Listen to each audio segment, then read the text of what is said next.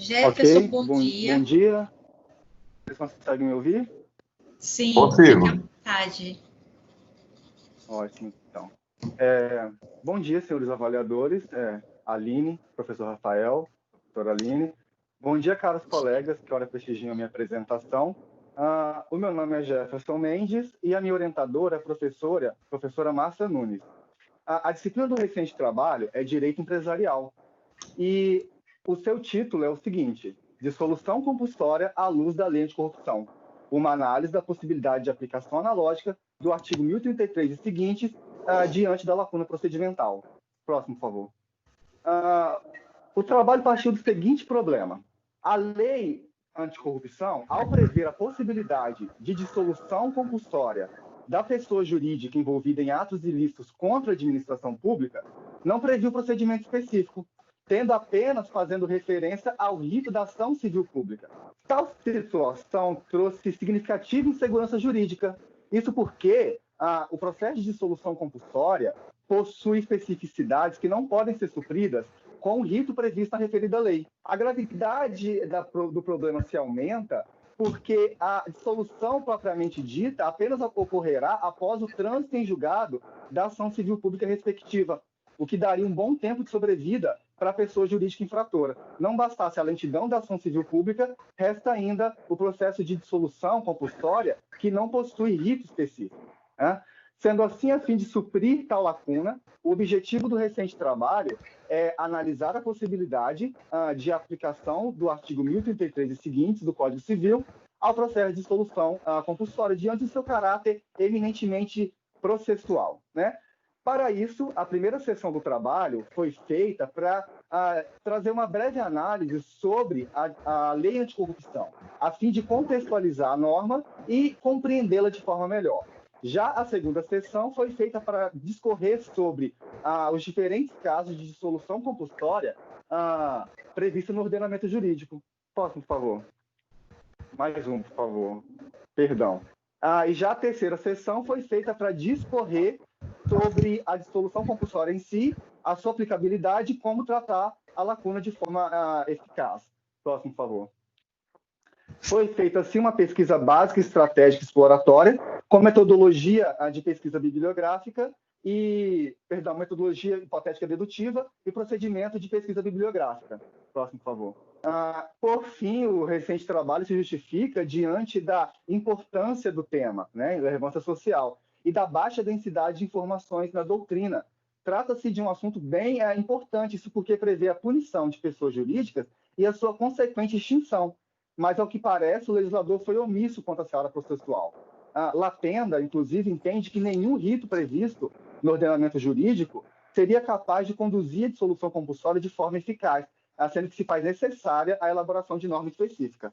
Contudo, a falta de norma não pode significar a ineficácia do Instituto, de forma que cabe à doutrina suprir tal lacuna. Sendo assim, passa-se aos resultados do recente trabalho, ou seja, a análise dos dispositivos em questão. Próximo, por favor.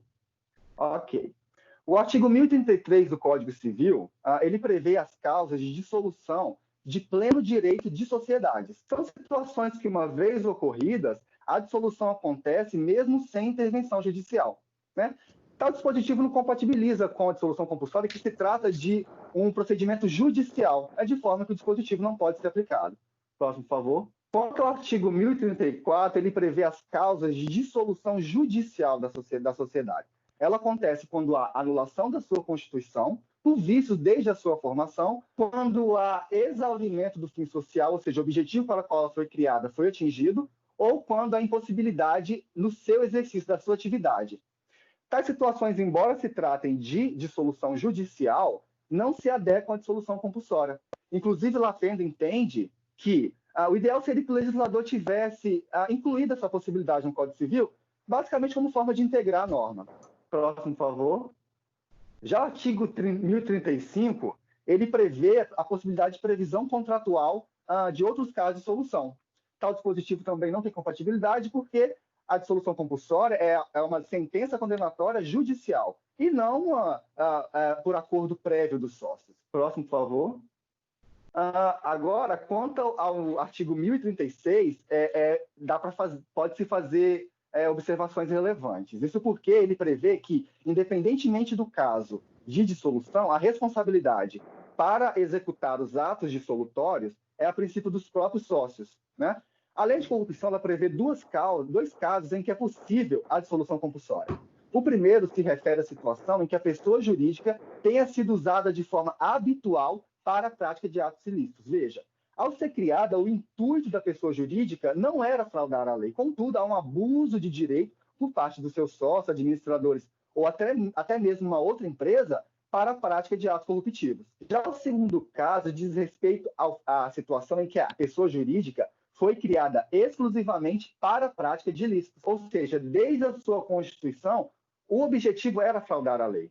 São exemplos de empresas fantasmas, por exemplo. Veja-se que são situações significativamente diferentes e que não merecem o mesmo tratamento. Esse é o entendimento de Paula e Pestana. De acordo com eles, haveria apenas dissolução total quando o intuito da pessoa jurídica, desde a sua constituição, fosse fraudar a lei. Caso diferente ocorreria quando, tendo um fim plenamente lícito, a empresa venha a ser utilizada para a prática de atos ilícitos por alguns sócios ou administradores. Nesse caso, bastaria a dissolução parcial, ou seja, a resolução em relação a algum desses sócios. Nesse caso em especial, nada mais coerente do que os próprios sócios, eventualmente não envolvidos no ilícito, promoverem o adequado cumprimento da sentença, a fim de excluir os sócios infratores, claro, que com a supervisão do Ministério Público e do juiz. Nesse caso, pode-se dizer que a aplicabilidade do dispositivo ela é parcial, porque no caso de dissolução total, não seria aplicado, porque provavelmente a pessoa jurídica seria totalmente contaminada com os atos ilícitos. Próximo, por favor. Já quanto ao artigo 1037, ele prevê um procedimento específico para o inciso 5 do artigo 1033 já citado. O artigo 5 se refere à perda da autorização para funcionar. A autorização para funcionar diz respeito a atividades que, devido ao alto interesse coletivo envolvido, precisam de autorização do poder público para atuar, né? Uma vez perdida a autorização, não resta caminho senão a dissolução. O dispositivo, como dito, não tem a aplicabilidade na dissolução compulsória, que se trata de procedimento judicial, e, além do mais, o 1037, ele prevê um escalonamento, uma ordem de atuação. Primeiro sócios, depois o Ministério Público, em 30 dias, se não houver trabalho dos sócios, e depois do ente autorizador. Essa sistemática não compatibiliza com a celeridade necessária ao processo de dissolução compulsória, principalmente frente à possibilidade de pulverização do patrimônio da pessoa jurídica. Próximo. Já quanto ao artigo 1038, ele prevê que os sócios podem escolher o liquidante no contrato ou por deliberação posterior. Tal situação também não compatibiliza, porque a dissolução compulsória envolve prática de atos ilícitos. Não é coerente deixar com os próprios sócios, eventualmente infratores, a possibilidade de escolha do liquidante, que tem que ser feita de forma extremamente rigorosa. Já em relação ao seu inciso 2, desse mesmo dispositivo, ele prevê a possibilidade de pedido dos próprios sócios para destituição do liquidante, caso haja justa causa, né? O dispositivo pode sim ser aplicado, porque haverá caso na dissolução compulsória em que há interesse dos próprios sócios em realizar os atos dissolutórios e excluir os sócios infratores, certo? Próximo, por favor. Sendo assim, conclui-se que a aplicabilidade dos dispositivos, embora eles tenham um caráter eminentemente processual, procedimental, não possui compatibilidade, não possui aplicabilidade significativa, seja por causa da baixa compatibilidade ou da limitada eficácia esperada, né? Sendo assim, a despeito da dificuldade em encontrar informações sobre o assunto na doutrina, pode-se dizer que os objetivos do recente trabalho foram atingidos, né? Porque foi possível trazer uma resposta satisfatória em relação ao problema de pesquisa proposto. Sendo assim, embora não tenha havido confirmação da hipótese prevista, disse que o trabalho ao menos contribuiu, no caso em especial, para reforçar a ideia de que há necessidade de criação de norma específica, visto que o ordenamento jurídico não é capaz de suprir essa lacuna. Por fim, eu gostaria de agradecer a presença de todos aqui, meus colegas e amigos que estão assistindo, apreciando essa apresentação, a banca examinadora, a professora Aline, que nos acompanhou até hoje, o professor Rafael, que eu não tive a oportunidade de ter aula, mas cujo eu ouço elogios. Agradecer a minha orientadora, e, em especial, gostaria de agradecer ao professor Vitor Morelato, que, de boa vontade, me prestou um auxílio de extrema valia para a consecução de um trabalho de qualidade. Obrigado. Obrigada. Parabéns, Jefferson. Jefferson, o tema da sua pesquisa, ele traz essa análise da possibilidade de aplicação analógica do artigo 1033 e seguintes, e aí você fala assim na sua apresentação, né, que não pôde afirmar a possibilidade dessa aplicação no seu trabalho, mas isso não é demérito algum, isso exatamente é o que o trabalho de pesquisa faz. Então, às vezes a gente começa um trabalho de pesquisa entendendo o A, mas a pesquisa séria nos leva a entender B. E é exatamente porque a gente fez uma pesquisa séria que a gente vai mostrar na nossa escrita B. Seria Exatamente. invalidante, não é? Seria algo assim temerário do seu trabalho se você forçasse a barra para defender algo que você está vendo que não é viável, não é? Concordo com você, vi o seu trabalho, não é? Também acho bem temerário o uso da analogia de maneira ampliada, não é? E eu queria perguntar a você, porque a própria lei anticorrupção, não é? E as modificações que ela sofreu a gente viu bastante crítica, não é, a essa lei. E eu queria que você, se você soubesse me responder, e se você souber me responder isso, porque o seu trabalho eu já li, não é? Eu queria saber se você conseguiu, se você viu em algum livro, não é, o debate doutrinário, o debate do legislador, do porquê que esses artigos que deveriam estar inclusos nessa lei, esses artigos procedimentais não foram elaborados. Eu pergunto isso porque a gente sabe que o legislador, ele não cala inocentemente, não é? Então, eu queria saber se você chegou a ler, entre tudo que você leu, se você leu alguma crítica, se você leu alguma coisa que desse a entender sobre o porquê dessa não previsão de um procedimento que é necessário à efetivação desse instituto, né? E aí, você viu alguma coisa? Perfeito.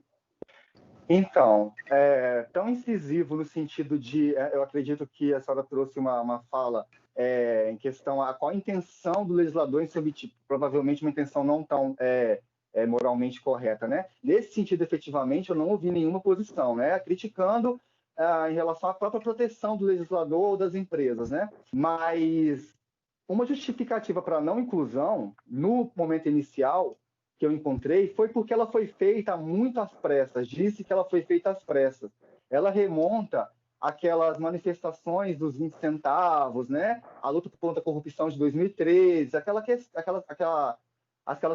questões de momento. Então, assim, acabou que isso forçou o legislador a criar uma lei e, consequentemente, omitir alguns pontos que ele julgava não ser problemáticos naquele momento. Agora, a motivação de por que não houve modificação posterior que incluísse tais dispositivos, isso eu não consegui encontrar nada nesse sentido. Apenas que a doutrina, inclusive eu vou usar uma fala do professor Vitor Morelato, que a doutrina clássica ela acaba preferindo não tratar do assunto para criar polêmicas, porque a lacuna é muito expressiva. A doutrina entende que a lacuna é extremamente expressiva. Então, assim, não se há discussões da doutrina clássica sobre esse assunto. Existem trabalhos, dissertações, teses, né, que transformaram-se em livros, porque a lacuna é muito grande. Então, assim, nesse sentido, por que não foi ditado até hoje eu não consegui ver nada disso, mas suponho que seja essa questão mesmo, a proteção em relação às grandes empresas que podem ter o patrimônio afetado, até mesmo por causa disso, a lei não tem eficácia, porque o Ministério Público e os juízes não sabem o que fazer, né? Então, acaba que o Ministério Público, ao invés de pedir a dissolução compulsória, que é o caminho correto, né, da própria lei, acaba pedindo falência. E a falência não é o caminho correto, entende? Então, assim, existe uma lacuna muito grande que a própria doutrina não consegue suprir, e aí o Ministério Público, o juiz, o magistrado não consegue nem sequer aplicar a lei nesse instituto, claro. No restante da lei existe aplicabilidade, mas nesse instituto não há casos expressivos, né, sobre o fato. É exatamente esse o ponto. Sem o procedimento, aonde fica a aplicabilidade, né, do Instituto? E é interessante você colocar que a doutrina também não tem se manifestado, não é? A gente percebe realmente, não é, mais uma vez, esse brocado, que o legislador ele não cala e nem fala inutilmente, não é? Tudo tem um porquê. E eu acho que você trouxe uma reflexão muito necessária, não é? Chega a ser uma contradição presente nessa lei, não é?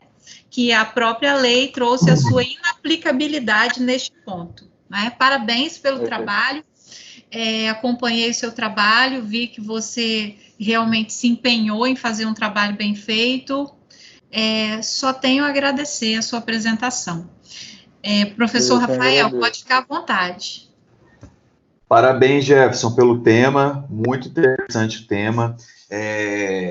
Tem sido muito abordado, né, a lei anticorrupção, principalmente agora na área de compliance, que tem ganhado muita força, principalmente no meio jurídico, né? Por mais que o compliance não seja uma matéria específica para os advogados, mas hoje em dia muitos escritórios, principalmente aqui no estado, têm corrido atrás de se especializar nessa área. No escritório que eu atuo, nós temos advogados especialistas nessa área de compliance, né, de implementação de programas anticorrupção, e a gente acaba convivendo com essa lei, com a lei anticorrupção, também, né, dentre tantas outros regramentos, não só normas legais, mas regramentos específicos, enfim. E um dos temas que eu ia perguntar, um questionamento que eu ia fazer foi justamente esse, né, que você já respondeu com muita propriedade. Como os tribunais eles têm agido diante dessa omissão da lei anticorrupção, referente ao procedimento de ação dissolutória. E você já explicou que a gente hoje, então, nós não temos atualmente um posicionamento mais concreto dos tribunais a respeito dessa omissão, certo? Certo, isso mesmo. E aí acaba que eles não utilizam o requerimento de dissolução, mas de falência, o que o Ministério Público tem feito, correto? Isso, exatamente. Isso, muito interessante, parabéns pelo tema mais uma vez, e parabéns pela apresentação, pela propriedade que você passou as informações. Eu só sugiro para futuras apresentações que você fale um pouco mais pausado, para tentar passar o conhecimento de uma maneira um pouco mais serena, mas foi super bem a apresentação, passou as informações com clareza, com propriedade, parabéns. Eu acho que até a questão dos 10 minutos, não é? É muita informação, muita informação, não é? Para se passar em 10 minutos, não é? Eles estudaram muito, e aí realmente a gente tem essa questão de querer falar, não é? Tudo que a gente viu, mas realmente eles também precisam se acostumar, porque nos congressos atuais, não é? Está sendo assim, 10 minutos, 15 minutos, não é? Porque o tempo...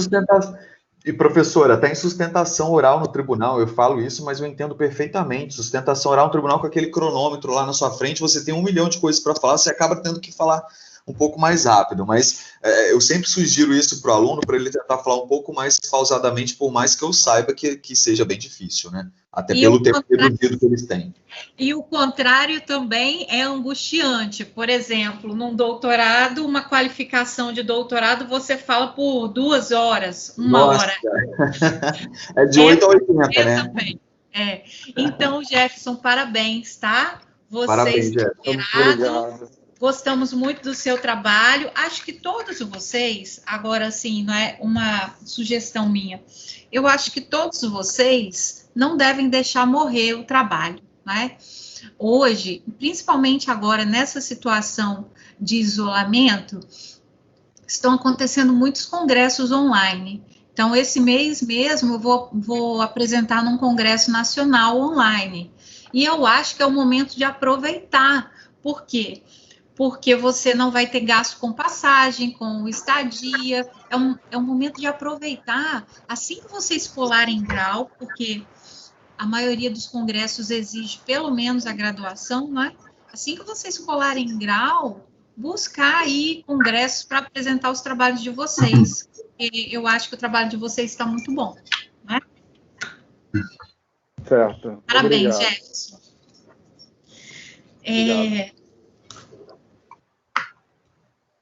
E agora nós